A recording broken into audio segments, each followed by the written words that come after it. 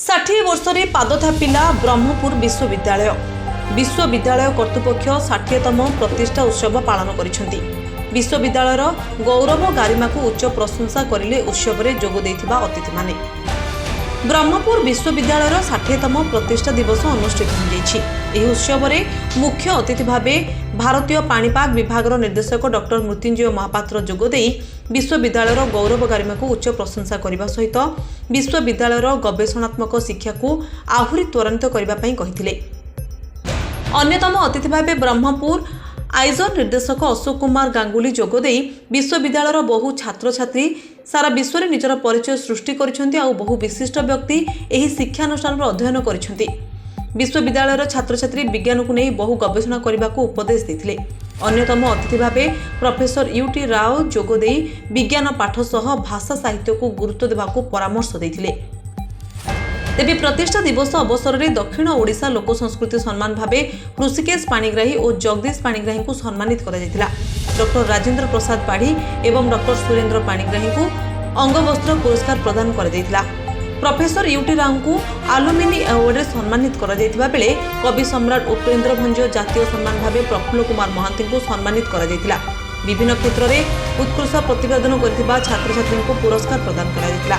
एही अवसर में विश्वविद्यालय रे आगामी दिन में अनेक नूआ विभाग खोलिबो बोली कुलपति प्रोफेसर गीतांजलि दास सूचना देथिले। बहु विशिष्ट व्यक्ति उत्सव में योगदान करथिबा बेले गण जोगाजोग विभाग भूमिका उपरे समस्त अतिथि प्रशंसा करथिले। पीजी काउंसिलिंग अध्यक्ष प्रोफेसर एसके त्रिपाठी अतिथि परिचय देथिबा बेले शेष में कुलसचिव सच्चिदानंद नायक धन्यवाद अर्पण करथिले।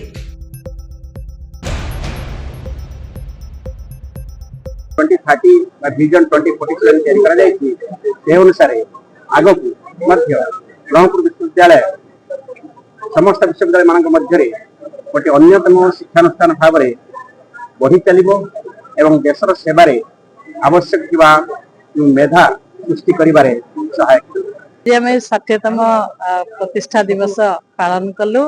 एथरे आमे समस्ते आमे ब्रह्मपुर विश्वविद्यालय परिवार समस्ते पालन करके आमे बहुत खुशी एवं एथरे खुशी अनुभव करुचु। एथरे डॉक्टर मृत्युंजय महापात्र जे कि आईएमडी रो डायरेक्टर जनरल तांको आमे मुख्य अतिथि रूप में आज निमंत्रण करथिलु एवं कवि सम्राट उपेन्द्र भंज अवार्ड आमे आज प्रोफेसर प्रफुल्ल कुमार महांती को जे एठी प्राक्तन जने एठी शिक्षकता भी एठी आरंभ करथिले तांको आज आमे प्रदान कलु एवं एही परिप्रेक्षी आमे हमर डिस्टिंग्विश्ड एलुमनस जे कि हमर वाणिज्य विभाग रो पाठ पढ़ी की जाइथिले गोटे बहुत ना करिसंती से प्रोफेसर यूटी राव को आज आमे से अवार्ड देलु एवं ता व्यतीत आमे दक्षिण ओडिशा कला संस्कृति अवार्ड दुई जन को आज देलु एवं अंगवस्त्र अवार्ड भी दुई जन को देइछु।